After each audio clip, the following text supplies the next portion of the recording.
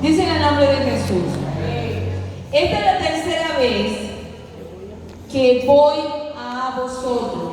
Por boca de 2 o 3 testigos se decidirá todo asunto. He dicho antes y ahora digo otra vez, como si estuviera presente y ahora ausente, lo escribo a los que antes pecaron y a todos los demás, que si voy otra vez no seré indulgente. Pues buscáis una prueba de que habla Cristo en mí, el cual no es débil para con vosotros, sino que es poderoso en vosotros. Porque aunque fue crucificado en debilidad, vive por el poder de Dios, pues también nosotros somos débiles en Él. Pero viviremos con Él por el poder de Dios para con nosotros. El 5 dice, examinaos a vosotros mismos. ¿Sí? Examinaos a vosotros mismos. Si estáis en la fe, probaos a vosotros mismos. ¿O no os conocéis a vosotros mismos que Jesucristo está en vosotros, a menos que estéis? ¿Cuántos están reprobados? ¿Cuántos están reprobados? Ninguno, ¿verdad? Qué bueno. Entonces denle un aplauso al Señor porque usted ha sido aprobado por el Señor de los cielos. En esta mañana queremos hablar por unos minutos acerca, este tema es muy importante, muy necesario para nosotros como iglesia de Cristo, esa iglesia que lleva su nombre. ¿Cuál nombre llevamos? ¿Cuál nombre llevamos? El nombre de Jesús está impregnado en nuestra vida y es el nombre que es sobre todo nombre. Entonces, en esta mañana tenemos como tema por boca de 2 o 3 testigos. Diga conmigo, por boca de 2 o 3 testigos.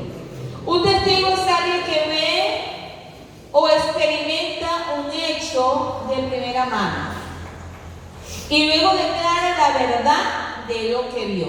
El testigo es el que dice la verdad de lo que vio. No se basa en rumores, sino en haber visto, oído, palpado algún hecho.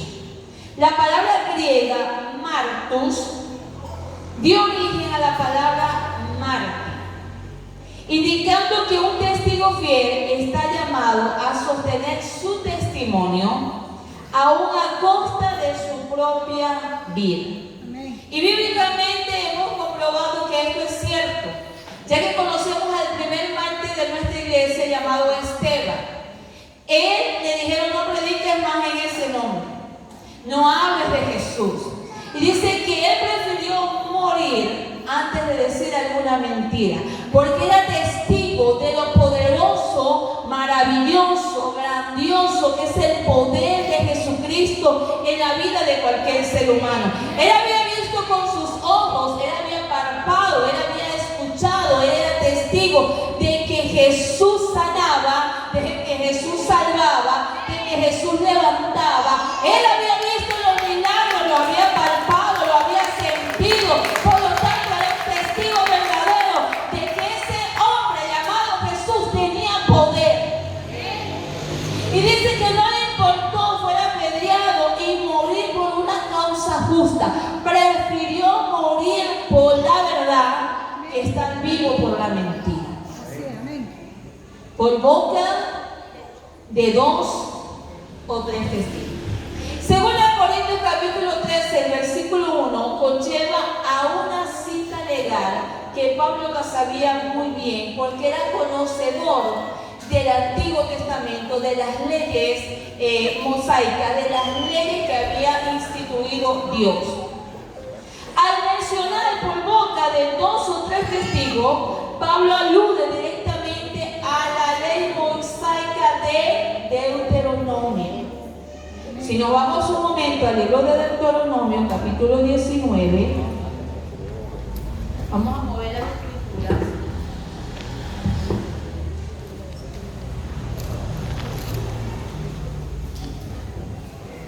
Deuteronomio 19:15. Vamos a prestar atención a lo que dice la palabra acerca de la ley mosaica. No se tomará en cuenta a un solo testigo. No es un solo testigo en cualquier caso que va a hablar. El Señor dijo, no se va a tomar en cuenta un solo testigo contra ninguno en cualquier delito, en cualquier pecado, en relación con cualquier ofensa cometida. Solo por el testimonio de ¿cuántos? De 2 o 3 testigos se mantendrá la acusación. Cuando se levantara testigo falso, porque hay testigos verdaderos, pero también se levantan testigos falsos. Miren qué sucede. Contra alguno, para testificar contra él, entonces los 2 litigantes se presentarán delante de Jehová y delante de los sacerdotes y de los jueces que hubieren en aquellos días. Y los jueces inquirirán bien. Y si aquel testigo resultare falso y hubiere acusado falsamente a su hermano, el 19 hay un detalle muy importante contra aquellos testigos que son falsos, con aquellos que dicen, me dijeron, me parece, con un comentario. Yo creo que es así. A lo mejor. Contra esos testigos falsos, el versículo 19 es muy explícito cuando dice, entonces haréis a él, a ese testigo falso, como él pensó hacer a su hermano, y quitarás el mal del medio de ti. Y los que quedaren oirán y temerán, y no volverán a hacer más una maldad semejante en medio de ti. Si hallaban que el testigo era falso, entonces como él quiso hacer contra su hermano aquella maldad, esa maldad se le devolverá a ese testigo falso. Y esto para que toda la iglesia, aquí hablando del pueblo de Dios, escuche y vea cuando hay un testimonio falso y que esa maldad que esa persona desea contra su hermano, contra su prójimo, vendrá sobre él. Por boca de 2 o 3 testigos. 2 o 3 testigos buscan evitar mentiras y garantizar la justicia. Un solo testigo puede equivocarse o mentir por maldad. Pero la presencia de varias personas confirma la verdad de un hecho o de una falta. Por lo tanto, esto servía como un escudo para frenar falsas acusaciones que podían destruir la vida, el honor, la reputación de una persona. Por eso Pablo lo dijo muy bien en 2 Corintios. Por boca de 2 o 3 testigos se tiene que hacer toda acusación. Pablo establece un juicio justo.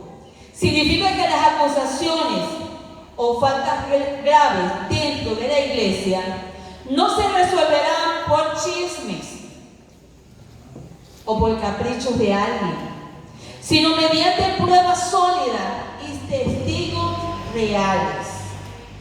Él desea llamar al orden.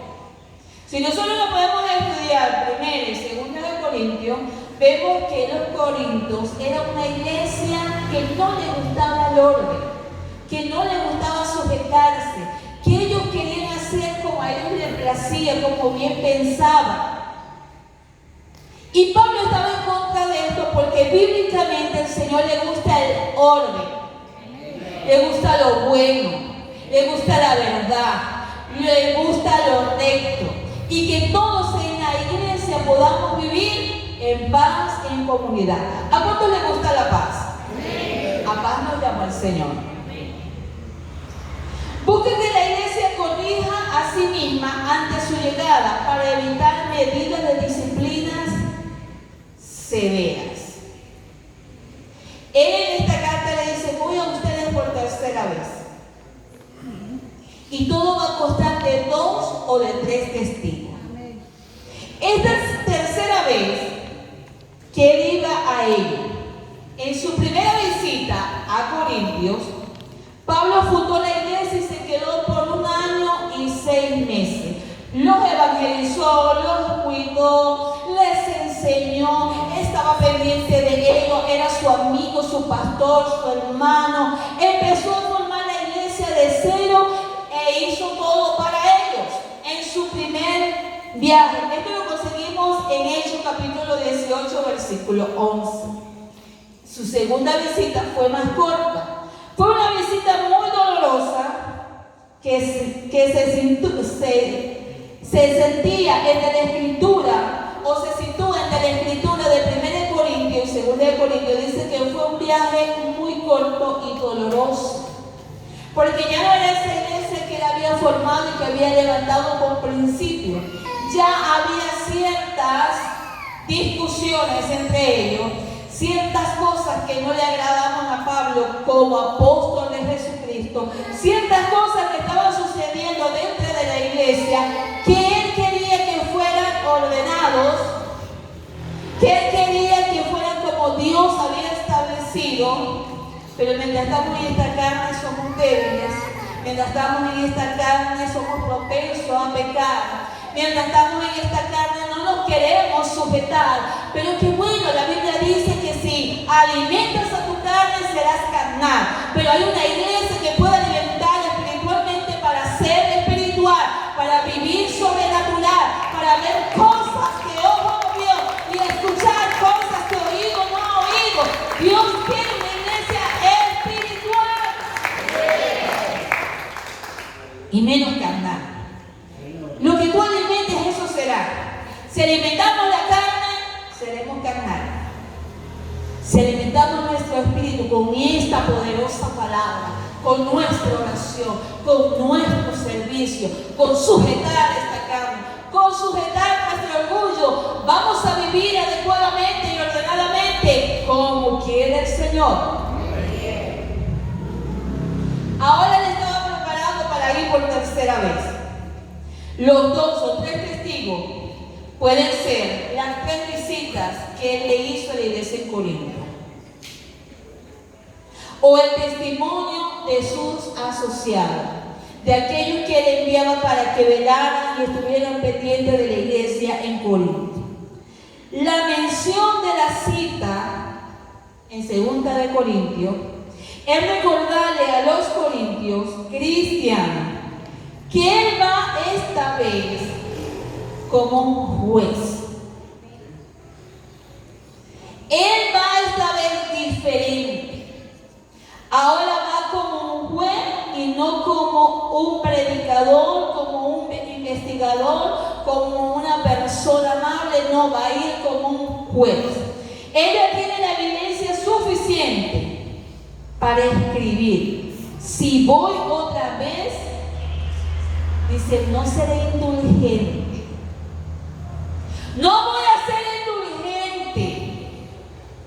La persona indulgente es aquella que disimula o pasa por alto la falta, los errores, el que va aguantando, es aquel líder que, bueno, hermanito, no importa, tranquilo, la próxima la va a hacer mejor. Bueno, hermano, caíste en pecado. Bueno, hermano, levántate, lucha por tu vida. Bueno, hermano, se están haciendo las cosas como no es debido. Debemos de estar sentados cuando estamos en la predicación. Bueno, hermano, le vuelvo a decir, no. Digo, esta vez voy a ir como un juez y no voy a ser indulgente. No voy a estar con agüita fría ni pañito frío. Voy a decir las cosas tal y como son. Pero hay un pequeño detalle con nosotros los seres humanos. Hay un pequeño detalle con nosotros los cristianos, que cuando nos confrontan con la verdad, cuando nos confrontan con la palabra de Dios, endurecemos nuestro corazón y decimos, ese líder, ese pastor está equivocado. No nos gusta que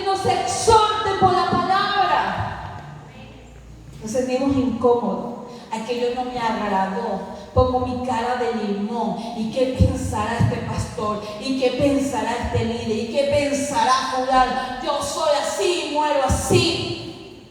Quiero decirle que si somos así, queremos seguir así, entonces Cristo no está en nosotros, porque el que está en Cristo es una nueva criatura. Ha sido transformado, renovado por un nuevo ser que se sujeta, que es humilde, que escucha la voz de Dios. Faraón no quería dejar ir al pueblo de Israel. Dice que Dios le endurecía su corazón. Y por más milagros y prodigios que él veía, que él palpaba, su corazón se ponía más duro. Y cuando nuestro corazón está duro, allí no está Dios, porque Dios quiere un corazón de carne. Dios quiere que su iglesia, que su pueblo tenga un corazón que sienta el dolor, que sienta la iglesia, que sienta el sufrimiento, que sienta cuando algo está mal en la iglesia y lo corrija con amor. Ese es un pueblo que Dios quiere, un pueblo que se sujeta.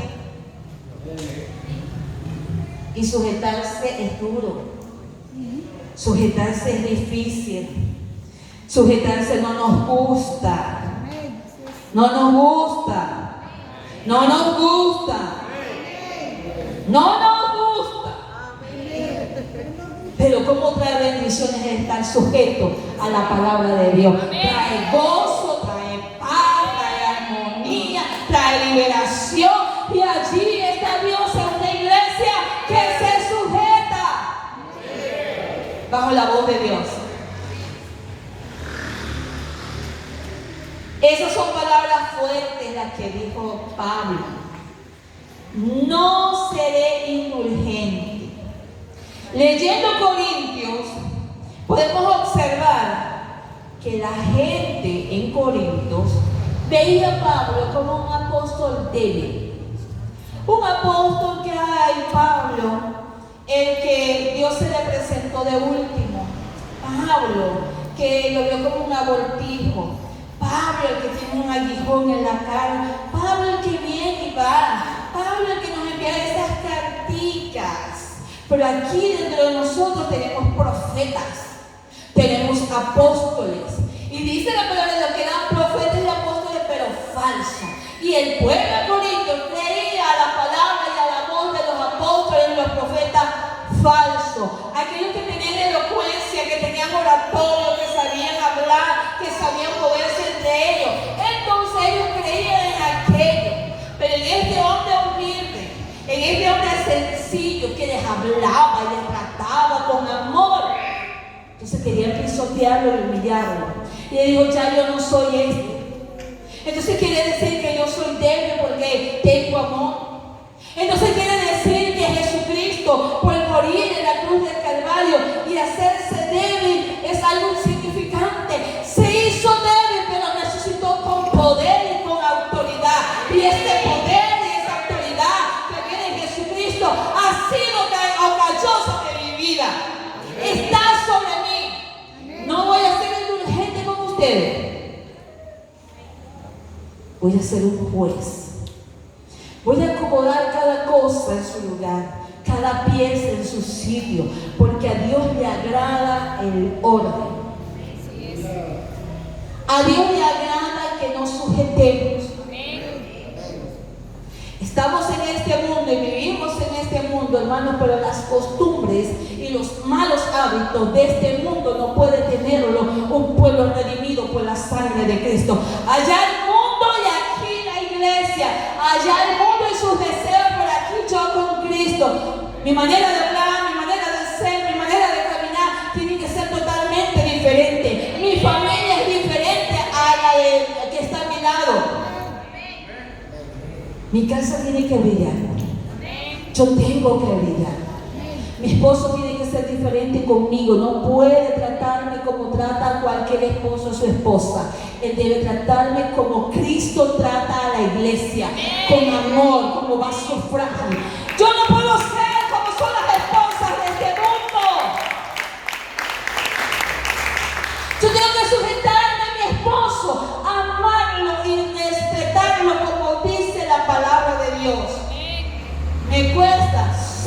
pero por amor a Cristo. Estoy dispuesta a humillarme, estoy dispuesta a sujetarme, porque yo quiero agradar a Cristo.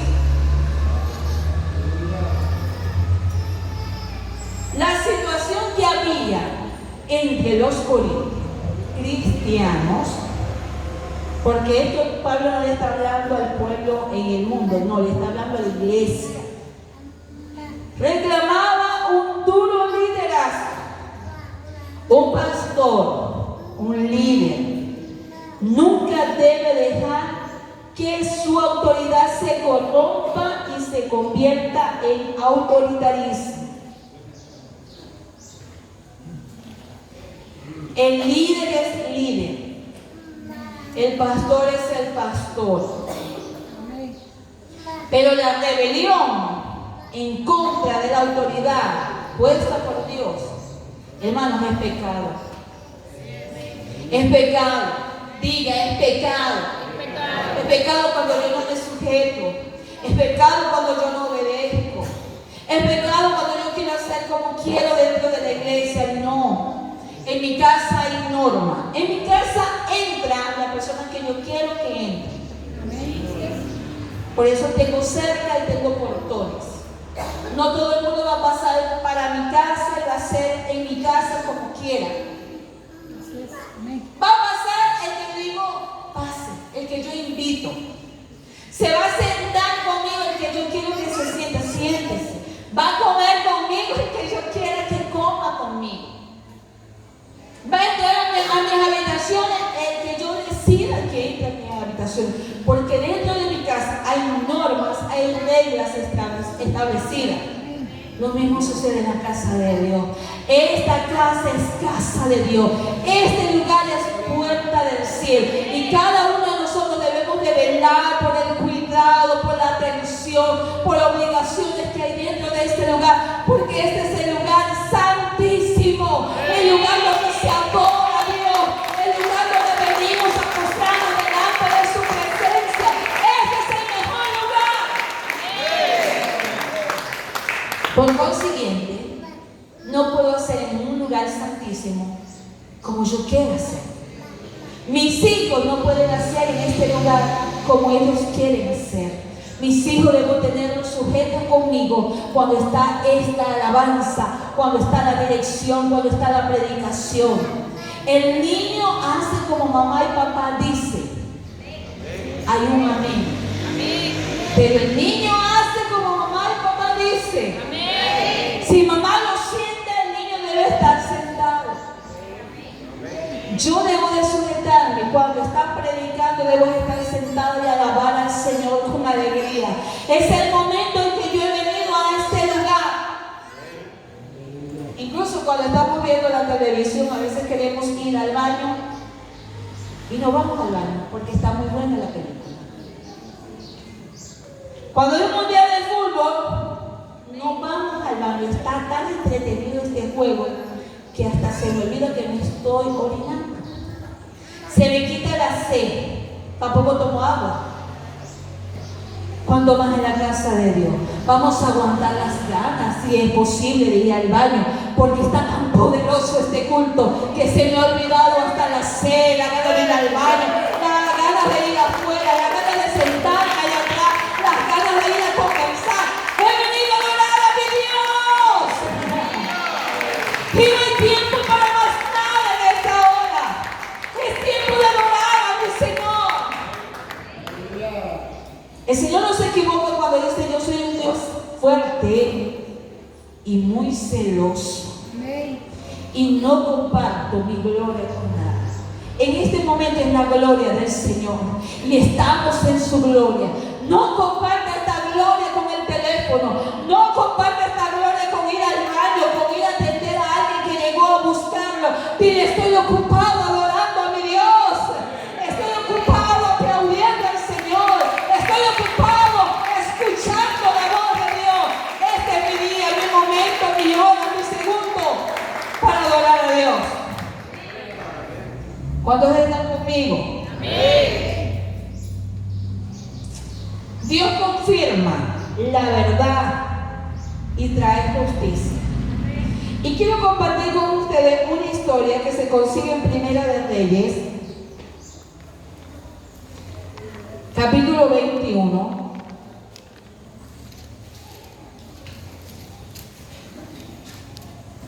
Acá hay una historia muy importante.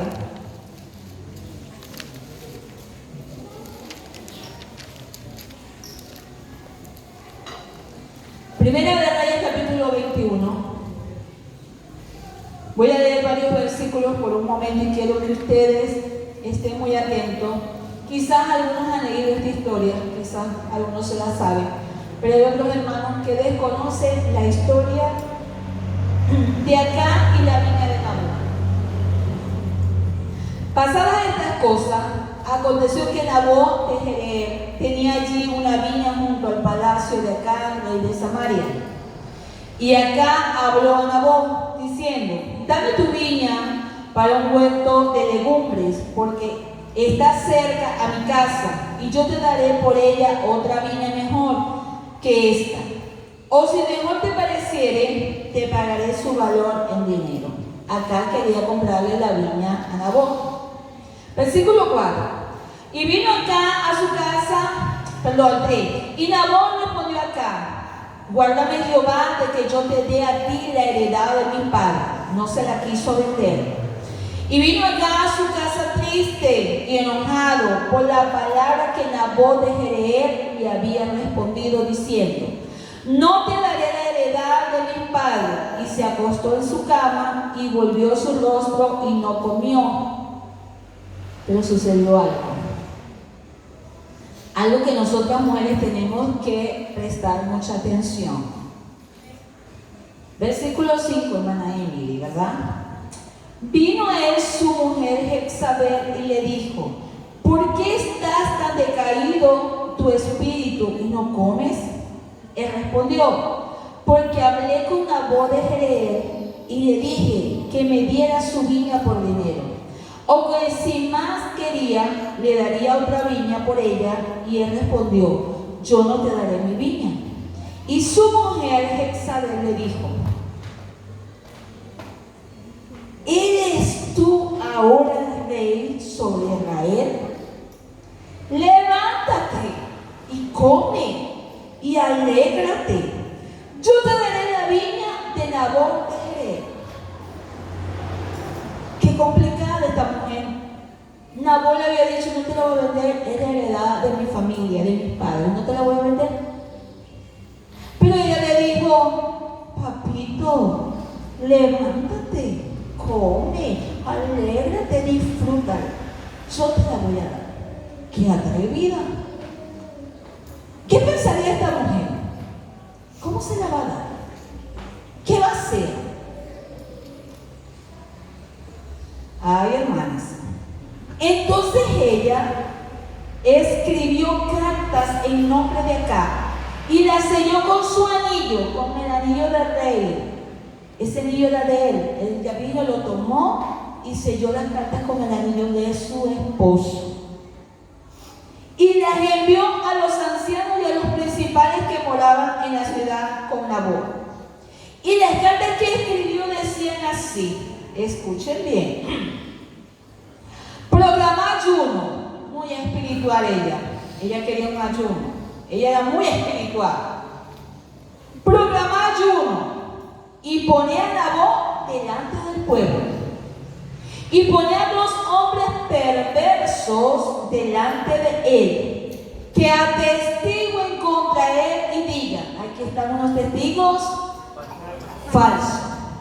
Tú has blasfemado a Dios y al rey, y entonces sacarlo y apedrearlo para que muera. Y los de su ciudad, los ancianos y los principales que moraban en su ciudad, hicieron como Jezabel les mandó, conforme a lo escrito en las cartas que ella les había enviado. Y promulgaron ayuno y pusieron a Nabot delante del pueblo. Qué pueblo tan espiritual, muy espiritual.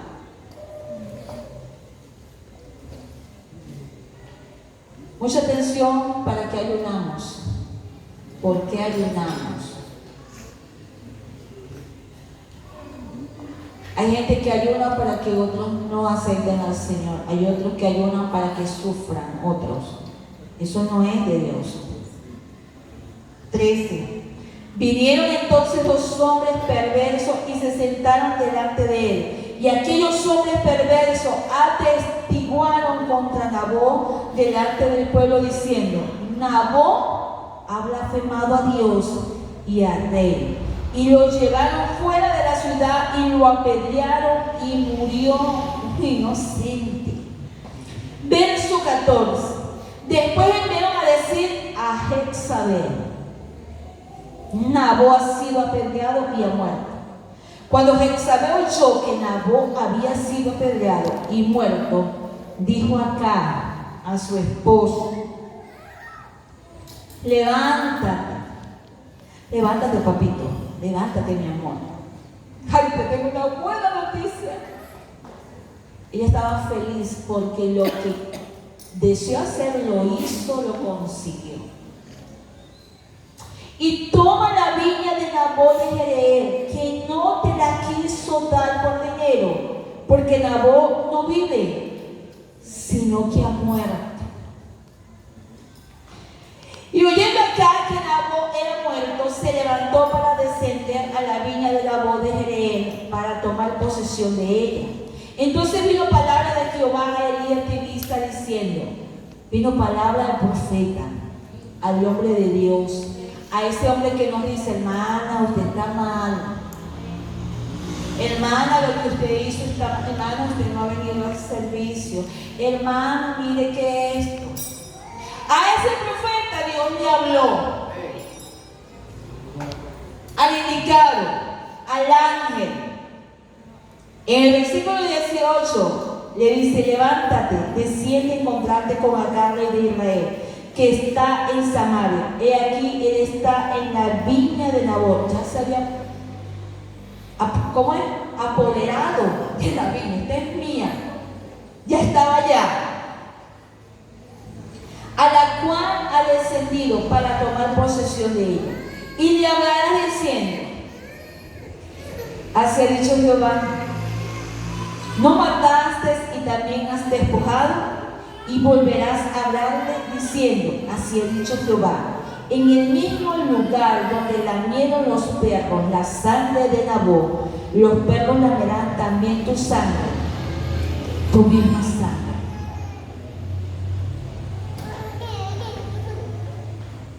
¿Se acuerdan de Deuteronomio? El testigo falso. El testigo falso que acusaba y deseaba el mal para su hermano.